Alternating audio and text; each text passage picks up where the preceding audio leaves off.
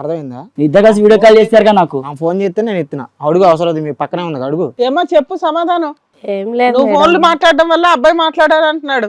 లేదు, తను ఓకే అని చెప్పినాకనే నేను మాట్లాడినా మేడం. సరే అవన్నీ వదిలేసి ఇప్పుడు ఎలాగో వచ్చింది కదా, అమ్మాయిని పెళ్లి నేను చేసుకో. చేసుకోను మేడం గారు, నేను చేసుకోను. వాడుకోవడానికి కావాలి, నా భార్య వాడుకోవడానికి కావాలి. నువ్వు డైవర్స్ అడిగావు కదా, డైవర్స్ ఇప్పిస్తాం ఆగు. ఆ అమ్మాయికి బుద్ధి వచ్చే మాట ఒకటి చెప్పాడు అక్కడ. అందుకే నా భర్త కావాలి, నా భర్త కావాలంటున్నావు. వీళ్ళిద్దరు ఇతను ఎట్టకు పెళ్లి చేసుకోవడం నీకు క్లారిటీ ఉందన్నమాట. చెప్పమ్మా. తను చేసుకుంటానందుకే నేను అందే నువ్వైతే ఫిజికల్ గా నాకు కావాలి, నువ్వు బాగా ఫిజికల్ గా హెల్ప్ చేస్తున్నావు, మంచి పెర్ఫార్మర్. ఆయన అయితే నాకు వద్దు, ఎన్ని సంవత్సరాలని ఎట్లా ఉందా ఉంది. నేను అన్నా నువ్వు పెళ్లి చేసుకున్నావుగా, చేసుకున్న తర్వాత నీ పని ఏదో నువ్వు చూసుకుని, నా పని ఏదో నేను చూసుకుంటా అన్న తర్వాత మళ్ళీ 2 సంవత్సరాలు. సో మీ ఇద్దరి మధ్యన పెళ్లి అనే ప్రస్తావన రాలేదా? అబ్బాయి ఏమో అంటానికి కూడా అవసరం లేకుండా చెప్తున్నాడు సమాధానం. ఏం తమ్ముడు? లేదండి, పెళ్లి అనే ప్రస్తావన రాలే. ఏమా వచ్చిందా? లేదు మేడం, చెప్పిండు ఏమని, చేసుకుంటాను పిల్లలు అయితే మన ఇద్దరం ఉందాము, పిల్లలు మనం ఉంటాము, వదిలేసిరా అని చెప్పిండు. సార్ ఒకటి చెప్పినా, ఆమె ఏమందంటే పిల్లల కంటానికే నాతో పాటు ఉండు, తర్వాత వద్దు. నువ్వు ఇంకో అమ్మాయిని పెళ్లి చేసుకునేవాడివా? నా మొగుడికి అదేంటి డాక్టర్ గారు ఏదో చెప్పారంట, పిల్లలు పుట్టే అవకాశం లేదని చెప్పారు. పిల్లల వరకు అయితే నాకు కావాలి, నువ్వు తర్వాత వద్దని అంది. అని అందా అమ్మాయి. ఈ పెళ్లి అనేది ఈ అమ్మాయి చెప్పేదంతా బోగస్. పెళ్లి పెళ్లి అని అంటుంది సార్. చేసేటట్టు అయితే అసలు నేను బ్లాక్ లిస్ట్ లో నుంచే దీని సార్, అలా బ్లాక్ లిస్ట్ లో పెట్టుకున్నా మొన్న. ఇది పెళ్లి అని మాట అనగానే బ్లాక్ చేసావు తన్ని. ఈ అమ్మాయినైనా చాలా మందిని బ్లాక్ లిస్ట్ లో పెట్టావు సార్. నా ఫోన్ ఇస్తా, మీరు చెక్ చేయండి. మళ్ళీ మాకా కర్మ ఎందుకు? ఫోన్ నెంబర్లు కాకుండా వేరే దొరికినాయి అంటే మాకు ఎందుకు మాకు ఆ అబ్బాయి ఏదో ఆయన బాధలు చెప్పుకోవడానికి ఇక్కడికి వచ్చాడు. ఇంతకు నువ్వు అమ్మాయిని పెళ్లి చేసుకుంటున్నావా లేదా? లేదండి, లేదు, చేసుకోండి. క్లియర్. నీ ఆయనకు నువ్వు వద్దు. నాకు వద్దు మేడం, తను వాడి దగ్గర పిల్లలు కానీ ఆ పిల్లగాని తీసుకొచ్చి బయట అనాథం తీసుకొచ్చి చదువుకున్నాం అంటే మధ్య ఏదం కాదు. ఇష్టం ఉండే వాళ్ళు అలా చేస్తారు కానీ పిల్లల గురించి ఎక్కడికి వెళ్ళిపోద్దాం మళ్ళీ నాకు ఆ టెన్షన్ గా ఉంది. ఆ అమ్మాయి ఇదే పనిలో ఉంది, భర్తలు అక్కర్లేదు కానీ పిల్లలు కావాలి. కాదు, ఆ అమ్మాయి అడిగింది అనుకో, నువ్వు వద్దని చెప్పేసి ఆపకూడదా? నువ్వు కూడా సరే అని చెప్పేసి వెళ్ళిపోతే ఇంకా ఏమి నీ మీద కేసులు ఉండవు, ఏముండవు అని చెప్పేసి ఆలోచించావా? ఎవరు ఎటువంటి కేసు పెట్టడానికి ఉండదని చెప్పేసి అనుకున్నావా? ఆ ఫోన్లే ఫ్రీగా అమ్మాయి వచ్చిందని చెప్పేసి వాడుకున్నావా? సంబంధాలకు ఏమైనా కేసులు ఉంటాయా? ఎవరు పెట్టడానికి లేదు కదా అంటున్నాడు కదా, అంత ధీమాగా. ఎవరేం చేయలేరు మమ్మల్ని, మా ఇష్టం అని చెప్పేసా? ఇక్కడికి వచ్చింది ఏదో ఒకటి చేయడానికి మేడం, ఏదో కూడా ఏం చేయకుండా అయితే ఇక్కడ పిలవరు కదా. ఇంతవరకైనా మీరు మాట్లాడేది? ఇంకేమైనా మాట్లాడతారా? ఇంకేం మాట్లాడరుగా. మేము ఆల్రెడీ మా టీంతో కొన్ని ఎంక్వైరీలు చేయించాం. మీ హస్బెండ్ ఎప్పుడైతే కంప్లైంట్ ఇచ్చాడో ఇది కొంచెం సెన్సిటివ్ కేసు అని చెప్పి మన వాళ్ళు కాస్త ఎంక్వైరీ చేశారు సార్. వీళ్ళిద్దరు ఇందా నుంచి ఏమైనా మాట్లాడతారేమో అని వెయిట్ చేస్తున్నా. ఆ అమ్మాయి అయితే శాంతం అబద్ధాలే, ఈయనైతే ఒక పాయింట్ని ఛాలెంజ్ చేసి మాట్లాడుతున్నాడు.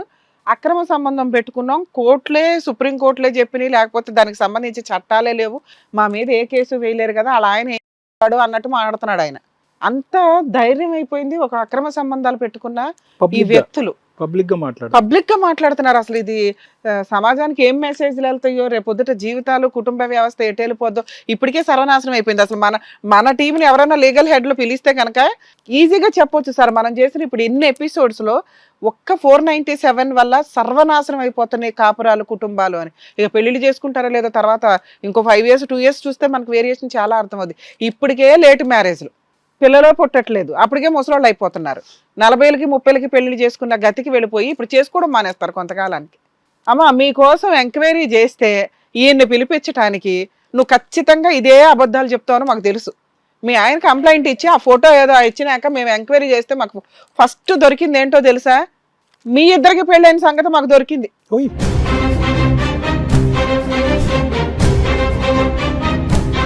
లేదు మేడం, సర్టిఫికేట్ చూపించిన గవర్నమెంట్ హౌస్ కి మీరు అప్లై చేసుకోలేదు, మీరిద్దరు వైఫ్ అండ్ హస్బెండ్ అని. పెళ్లి సర్టిఫికేట్ పెట్టలా? పెళ్లి ఫోటోస్ తీసుకురామా?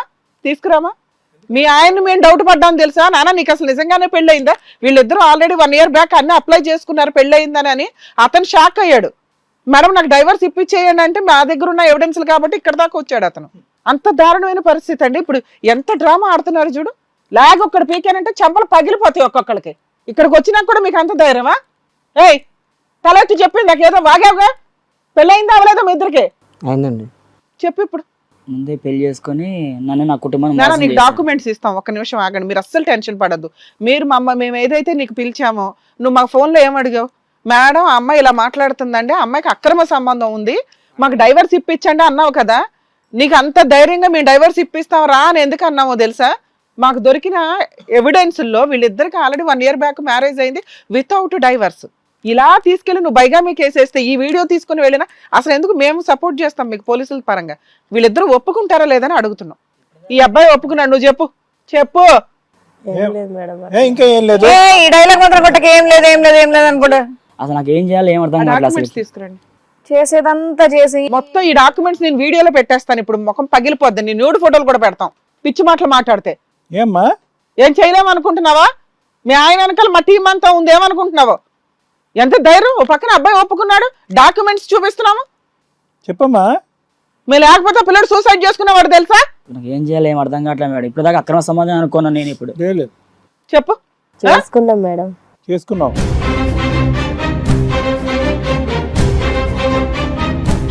డాక్యుమెంట్స్ ఇవ్వండి. ఇదిగో నాన్న చూడు, అది వాళ్ళిద్దరు ఫొటోస్.